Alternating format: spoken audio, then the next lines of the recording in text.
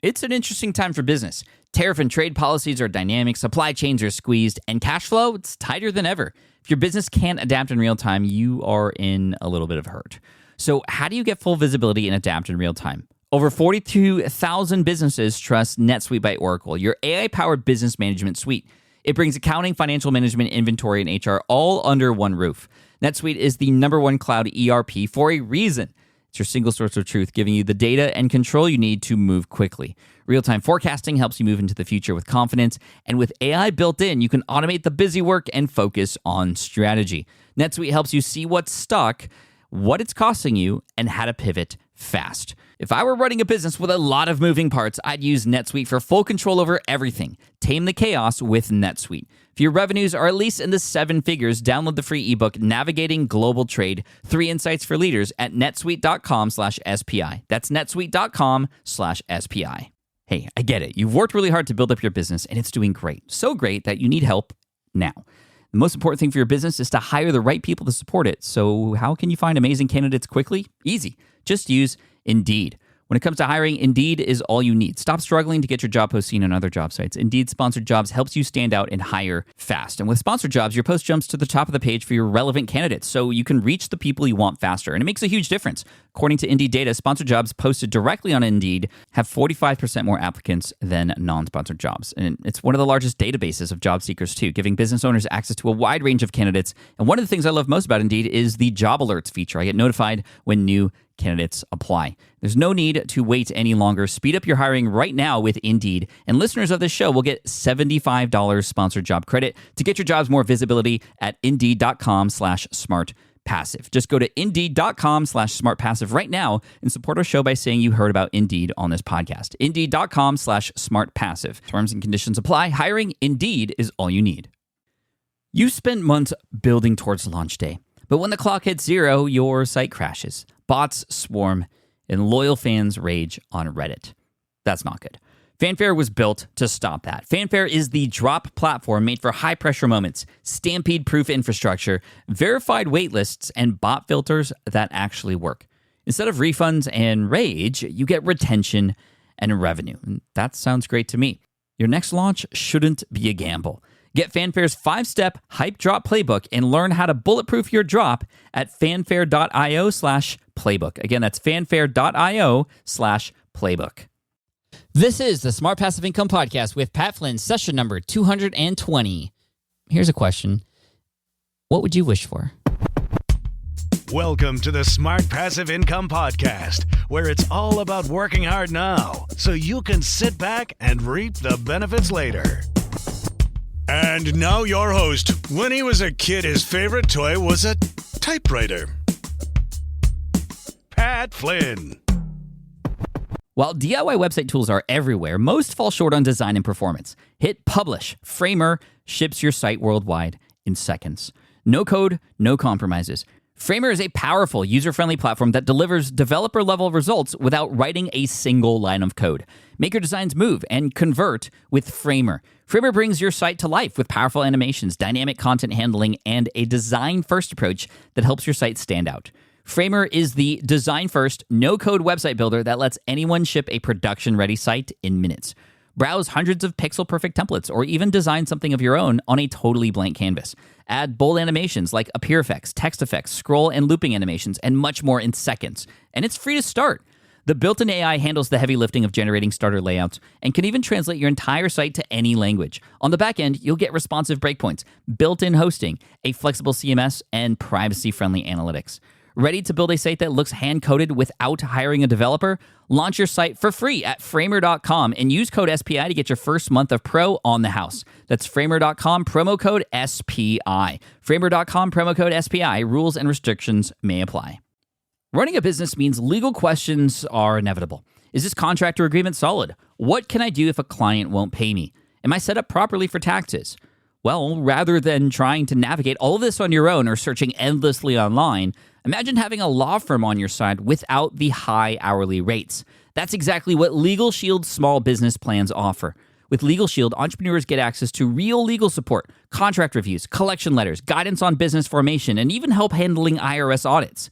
Members can book consultations, upload documents through the app, and work with a provider law firm that understands small business laws in your state.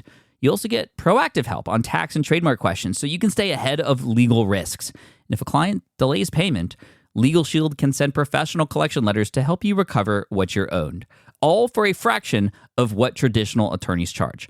Go to LegalShield.com/SPI or call 833-570-9980 to learn more and get big business legal support without a big business budget. That's LegalShield.com/SPI. Hey, what's up, everybody? Thank you so much for joining me today. This is a very special episode because I was so thankful to get connected with Frank Shankwitz, who is the co-founder of the Make-A-Wish Foundation. A lot of us have heard about the Make-A-Wish Foundation. You may have even seen documentaries or heard stories in and around your hometown.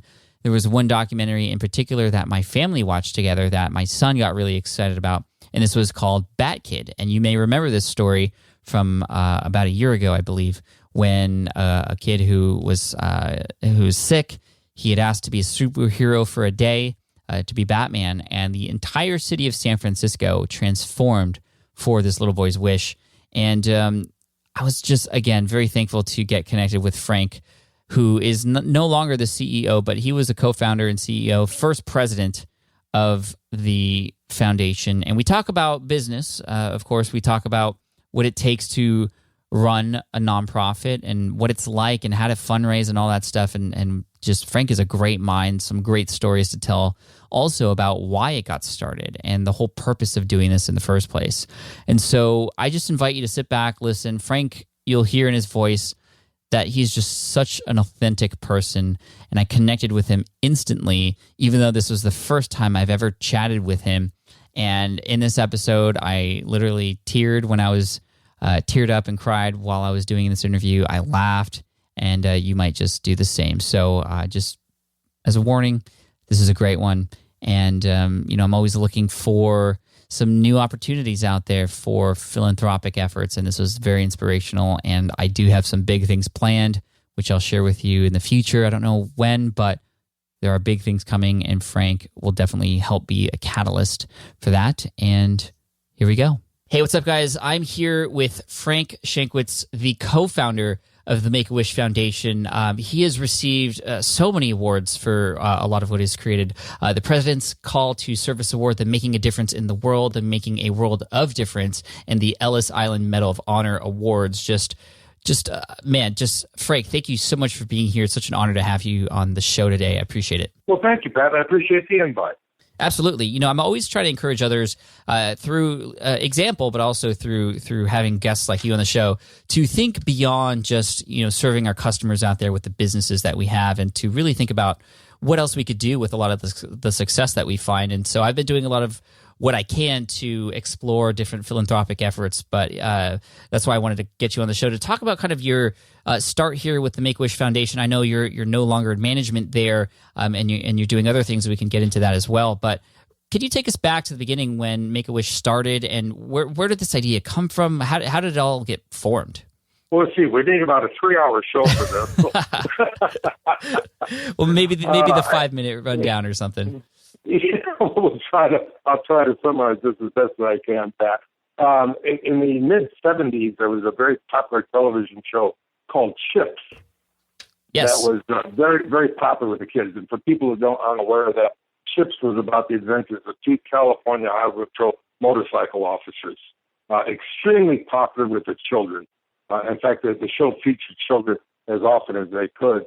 But during this time period, I was a motorcycle officer with the Arizona Highway Patrol. And in fact, I was on a squad of 10 men that we worked the whole state of Arizona, 2 weeks in one town, 2 weeks in another. And because of the popularity of the Chips, we would always go in 2-man teams in these little towns, areas. Because of the popularity of the show, all of a sudden the kids would just start waving at us as we were in town. The teachers would ask us to come to the schools and talk about bicycle safety and just meet the children. It was the greatest PR tool ever for the police forces, especially for Arizona Highway Patrol. And our motorcycles, our uniforms, everything were identical to California. In fact, we initially trained with California Highway Patrol in Sacramento, except obviously ours at Arizona. Mm-hmm. So again, the kids just loved it. But in 1980, I received a phone call from a friend that was a U.S. Customs agent and said he met a 7-year-old boy named Chris. Chris had terminal leukemia, only a few weeks to live, and his heroes were Punch and John from the television show Chips. And all Chris ever talked about was he would love to meet a motorcycle officer, a highway patrol motorcycle officer. And Tom Austin, who was a customs agent, asked us if we could do something to maybe set Tarpon and several other people. A special day was arranged for this little boy to come to our headquarters building. In fact, we flew him in our state police helicopter from his hospital. And I was asked to stand by to meet this little boy. I'd never met him before. Helicopter landed. I expected our paramedics to help out this little boy because he'd just come off IVs. Like I said, extremely ill. This little bound of energy hopped out of that helicopter. When he looked over at that motorcycle, he thought he was looking at either Ponce or John from the TV show. And just ran up, just this big smile on his face. And his mother was with him. And I was watching her reaction, and she just got tears because she's seeing a 7-year-old boy just all of a sudden running around happy, giggling, just having the greatest time. And Chris went on that day to become the first and only honorary Highway Patrol officer in the history of the Arizona Highway Patrol. Now we're going back almost 36 years, and complete with a uniform that was made for him, his motorcycle wings, everything that this little boy could imagine. Oh. And unfortunately, he passed away a couple days later. Our department asked me, they said, we have lost an official officer. He was going to be buried in Illinois. Would you please go back with another motorcycle officer, give him a full police funeral, and which we did. He was buried in uniform. His grave marker reads, First Gracious Arizona Trooper. But flying home from Illinois, I just started thinking about this little boy who had a wish, and we made it happen. Why can't we do that for other children? And that's when the idea of the Make-A-Wish Foundation was born. And it took me 6 months to get it going. I finally found 4 other people that would serve as board members. And we became official in November of 1980. And I was the first president and CEO at that time. Wow. You were bringing me to tears right there with that story. I have a 6-year-old boy, and I can only imagine just that situation as a parent and what that would be like. And, just if I find myself with my kids in that sort of situation, I would want to give them their biggest wish like that. And so I just thank you for sharing that. And when you were starting, you said it took you about 6 months to get it going. I think that's one of the things that a lot of us who are listening to the show, we have these grand ideas of things we could do to help others, but then the actual action that it takes to make that happen is the difficult part. And because it's difficult, a lot of us don't actually do those things. What were those 6 months like? You get this idea on the way home and, it's obviously motivating you. What are your first steps from there? And you have to remember that this was the days before internet. Right. You're absolutely right. Thank you for reminding us. Yeah. And so how do you start a nonprofit? And that was the research lab, going to the research libraries. I fortunately had a friend that was an attorney, and it's not an oxymoron. Sometimes attorneys can't be friends. I always tease them about that. But just a lot of research. And I'm working full-time, and like most police officers, I'm also working off-duty jobs. Mm-hmm. It just took a lot of effort. But I also started receiving a lot of help from the attorneys, from other people, how to research this, how to start it. And we finally filed a 501c3. Again, just a lot of time. But the biggest thing, Pat, that I had a commander with the Arizona Department of Public Safety who endorsed this idea. And he came to me and he said, I know what you're doing. I'm going to allow you to use company time when you have to. He said, but I want you to give me 8 hours work. If it takes you 15 hours to do that, you're going to give me an honest 8 hours work. Mm-hmm. And I always admired and respected that gentleman for that, and went above and beyond to fulfill that little contract that he made with me verbally. Wow, that's great. Thank you to him for allowing you to do that.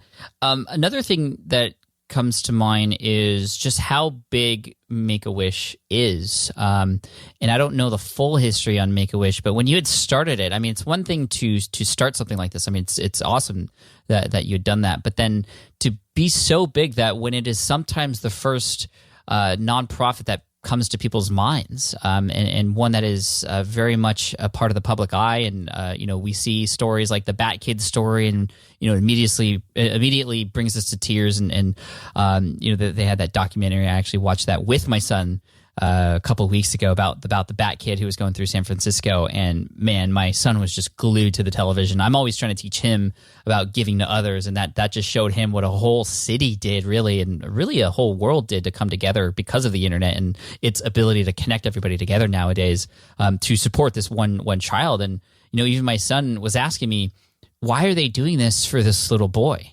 Because initially I think it was because he wanted stuff like that to happen to him too.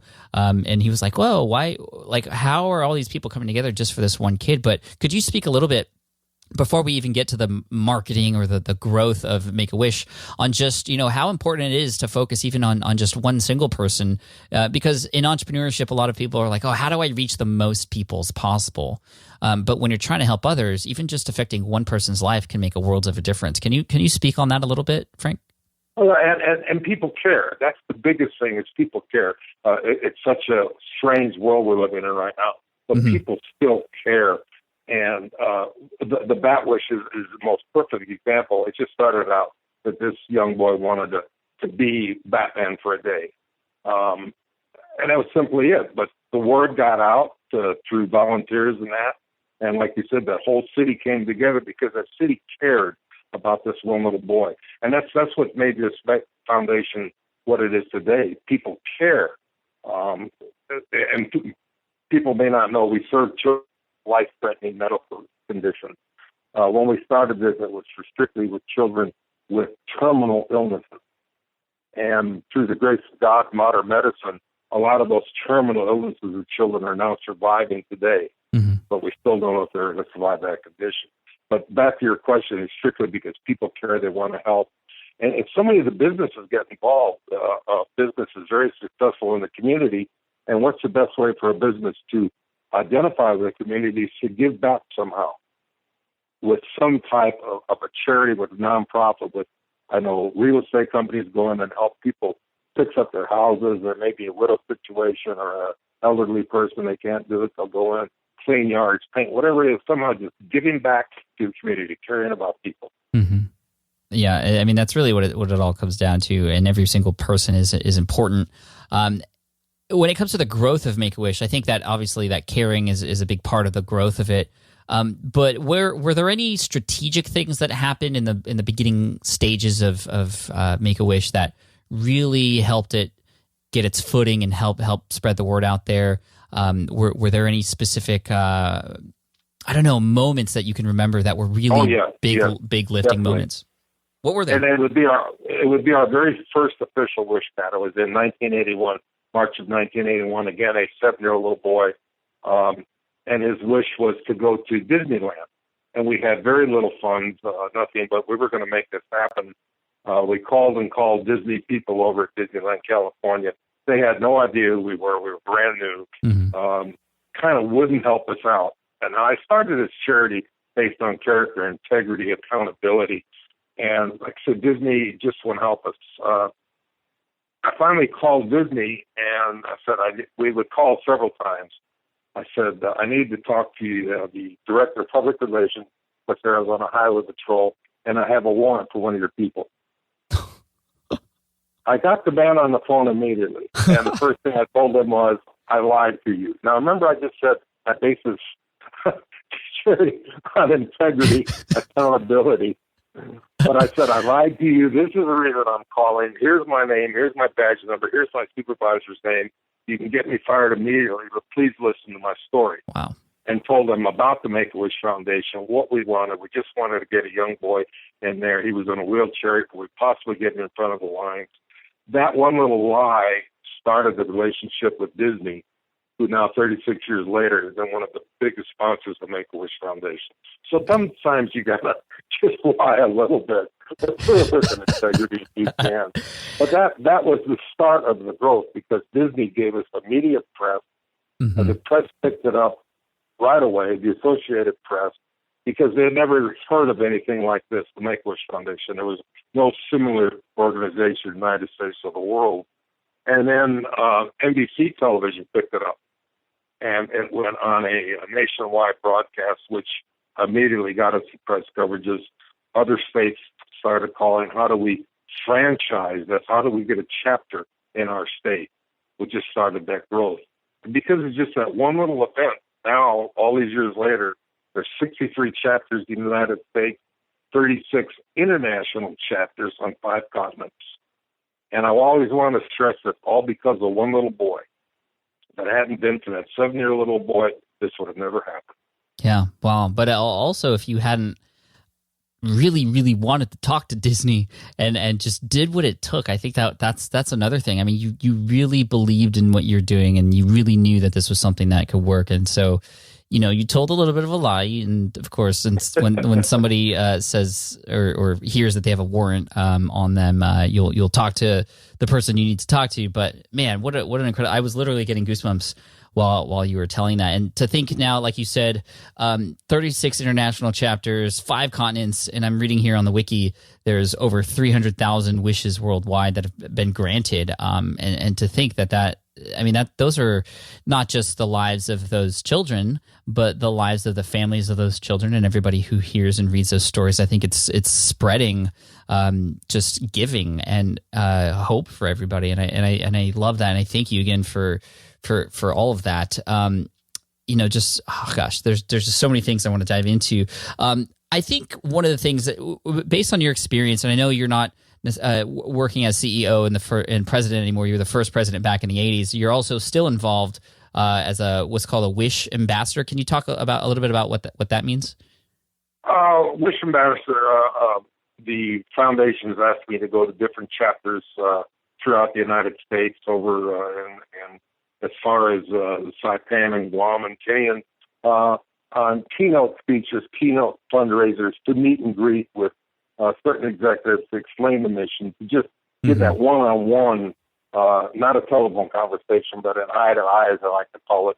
As a police officer, you like to look at people's eyes, their reactions, and just explain what the mission is and ask for their support. And been very successful at it to get the support. To make the foundation grow to what it is today. The current president and CEO of the National Foundation, which oversees everything, is doing just an excellent job. I mean, it takes, and if I can go back a little bit, I had to make a career choice after 2 years of starting the foundation. Am I going to run this foundation, and am I going to be a police officer? I was an excellent police officer, bragging a little bit, but I knew little about the nonprofit world. It was all brand new to me. And like some of my mentors tell me, you hire the experts, and that's what we started doing. I never took a salary. We knew we had to hire the experts, and that was probably one of the best business decisions myself and the board at the time made. Let's hire these experts, and over the years they made this grow to what it is today.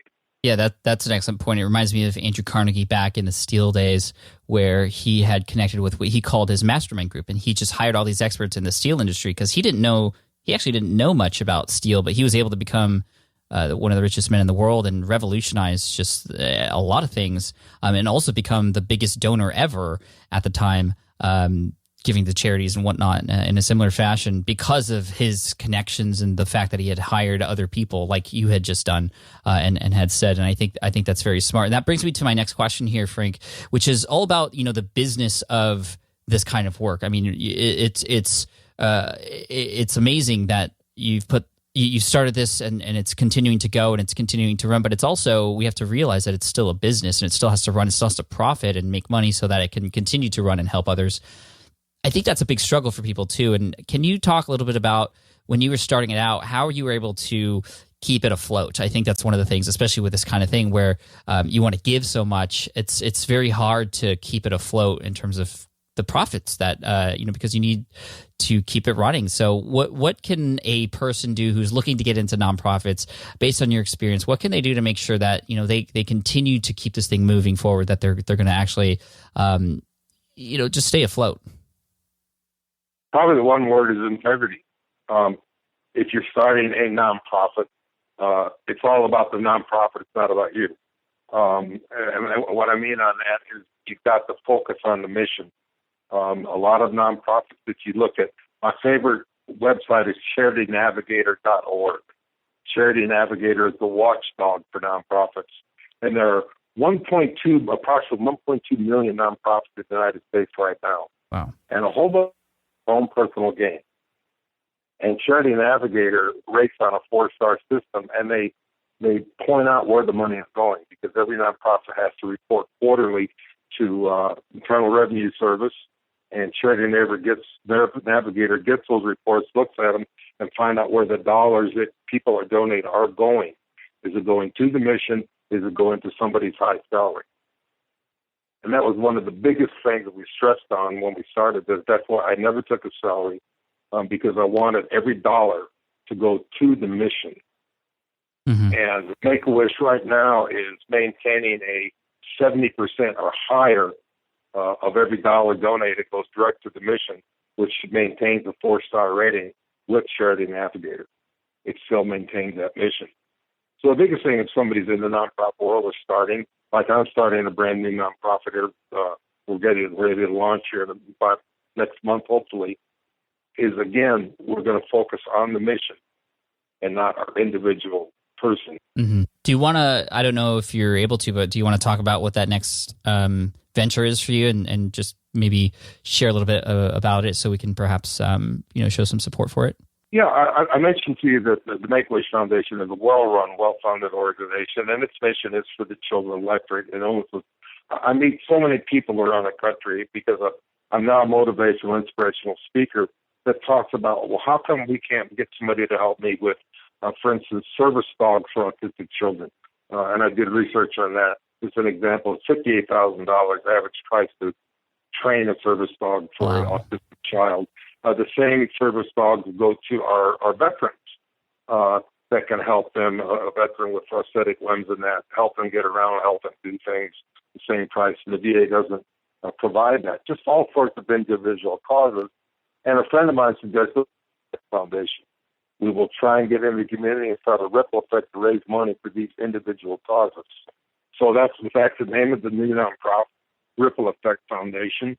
And our mission is going to create, manage, advance media and online benefits for all types of charities.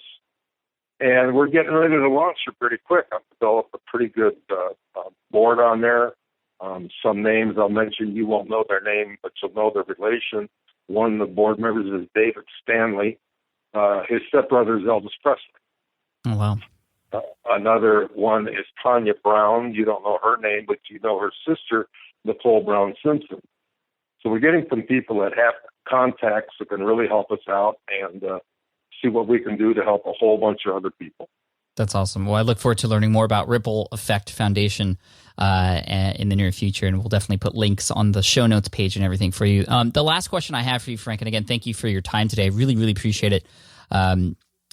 Is about the fundraising aspect of creating a nonprofit. I think this is something that scares a lot of people, and even people as entrepreneurs who are just starting out, sometimes they're even scared of asking their customers for a sale or for money because they just don't like the idea or are afraid of asking for money. And as a business owner, you have to believe in your product, of course. And when you do that, it's much easier to ask for the sale. But even then, some people still struggle. As a nonprofit, I can imagine it being a very big struggle for some people who don't feel too awesome about making people pull out their wallets.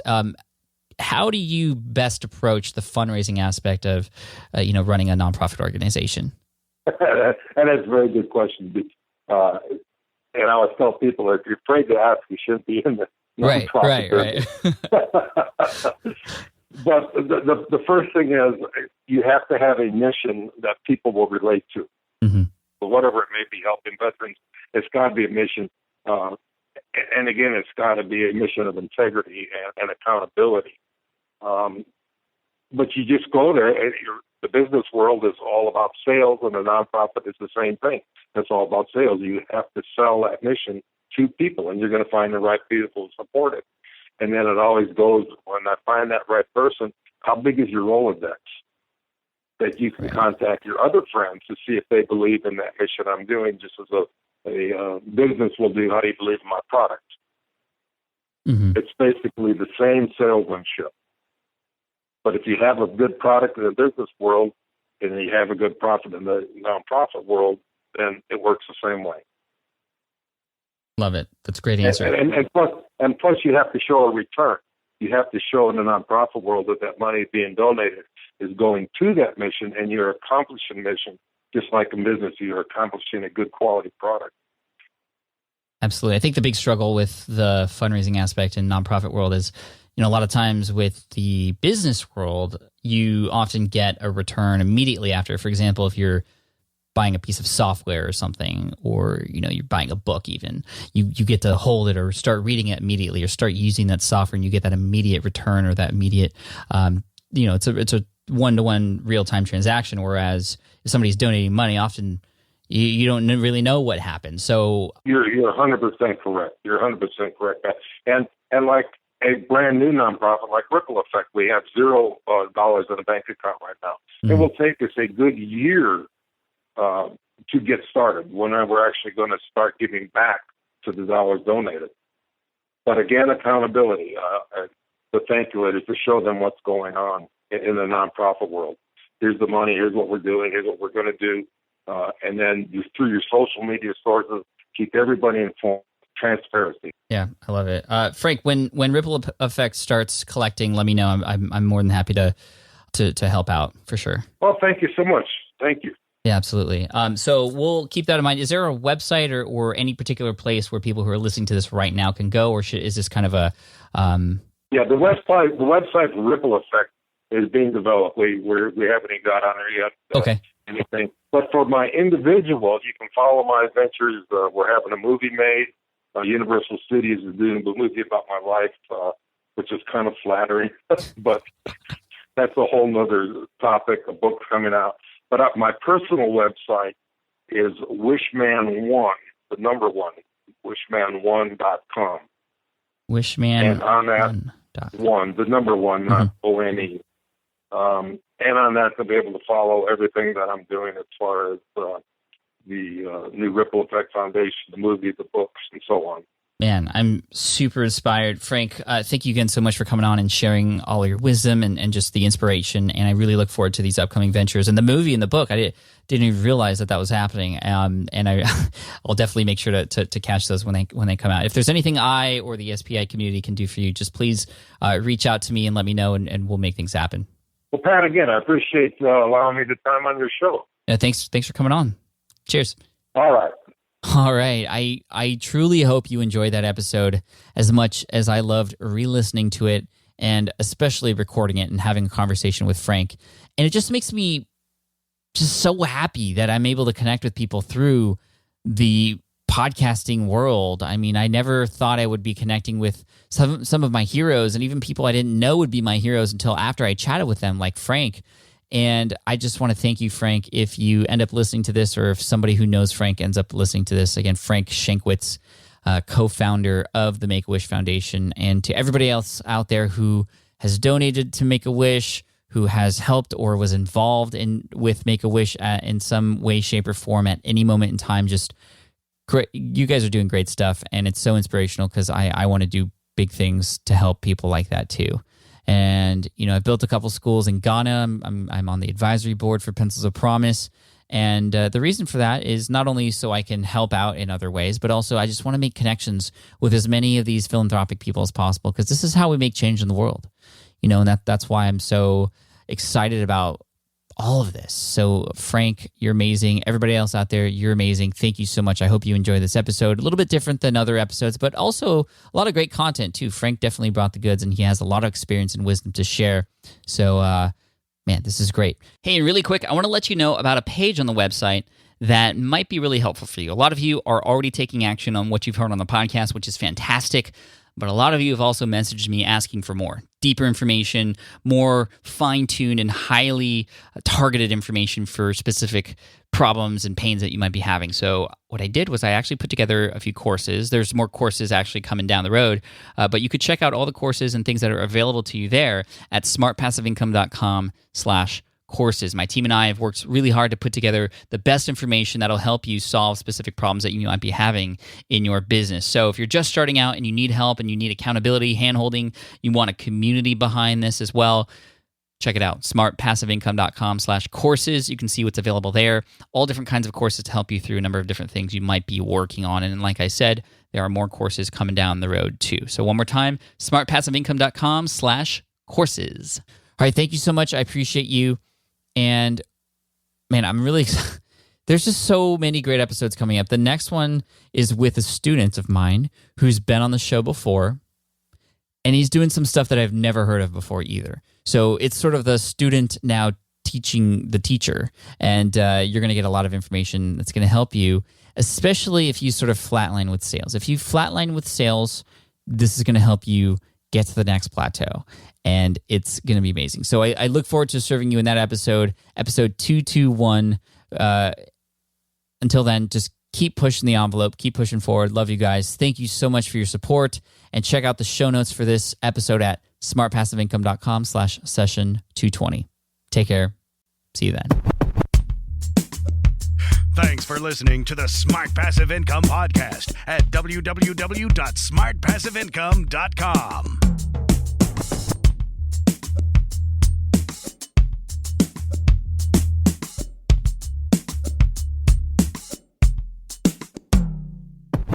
Hey, and while I got you, I know I normally end the show at this point. However, sometimes I leave special announcements even after John finishes off with his voiceover here at the end of the show. And today I wanted to give a special shout out, which I think is very relevant to the topic of this particular episode, to 30 amazing people who, during my pre-sale campaign, I guess you could say, for my book, Will It Fly, which was back in February, I had offered certain bonuses depending on the number of books that people purchased. And these people, these 30 amazing people, have purchased more than 10 books for giveaways, gifts. I don't know what they did with the books, but I do know that their contribution, not to me and more book sales, but I actually said that, whatever, if you buy more than 10 books, I'm going to match how much you pay for your book and write a check in that same amount to pencilsofpromise.org, which is a company, a foundation that was founded by Adam Braun back in episode 106. I talked to him, and that's what inspired me to build a couple schools in Ghana and continually trying to support this amazing foundation. I'm on the advisory board, and this is really special to me. So I wanted to just take a moment to actually name off these 30 people. And if you go to smartpassiveincome.com/session220, you'll see a list of their names there too, and links to their websites as well. So I want to give a big shout out and thanks to Dave Koziel, Mark Mason, Susan Ramson, Bill Gordon, Molly Mahoney, Jeremiah Candelaria, Chris Guzman, Heather Newton, Ryan Grant, Connie Ragan Green, Travis Wilkerson, Samuel Ronkin, Meredith Eisenberg, Julia Darcy, Alton Skinner, Kurt Libby, Kinsey Roberts, Gary Ware, David Hooper, Ronan Beckerman, Karen Joan, Lana Camiel, Victor Miller, John Zenkert, Hank Osborne, Greg Harrington, Paul Potter, Owen Anderson, Matt Lovell, and last but not least, Charlie Cicchetti. Thank you guys. I appreciate you for what you did. I'm so happy to mention your names here and on the website. I highly recommend to everybody go and check out their awesome sites and everything they have going on. You can see their names and the name of their websites and their businesses at smartpassiveincome.com/session220. Thank you so much. I appreciate you, and see you in the next episode. I get it. You want to grow your business, but selling at scale feels overwhelming. You're drowning in complicated funnels, creating different lead magnets, or constantly posting on social media. And that gets exhausting fast, especially when you're trying to sell to hundreds or thousands of people. But what if you could sell at scale with a simple, powerful quiz? A score app quiz or assessment asks your audience key questions and gives them instant personalized results based on their answers. Your audience gets to know where they are now and shows them the steps they need to hit their goals. You can set up a quiz in minutes using Score App's templates and have a powerful lead magnet that'll do the selling for you.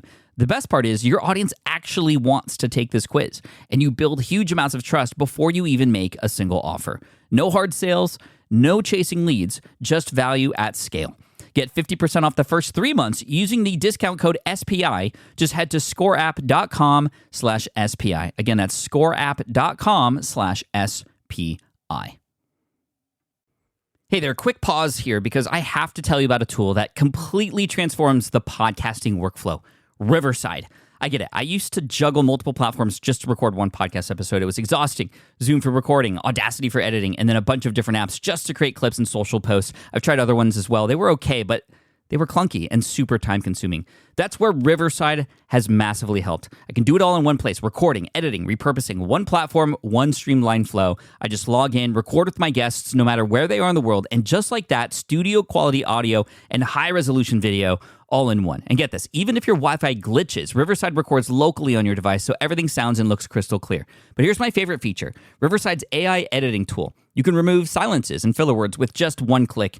Hours saved. With Magic Clips, Riverside also automatically finds the best moments and turns them into ready-to-post videos for YouTube Shorts, TikTok, Instagram, all without the extra editing. So if you're looking to level up your production quality and simplify your workflow, go to smartpassiveincome.com/Riverside and use code SMART to get 1 month free on the Pro plan. That's smartpassiveincome.com/Riverside, promo code SMART. It's built by creators for creators, and I think you're going to love it.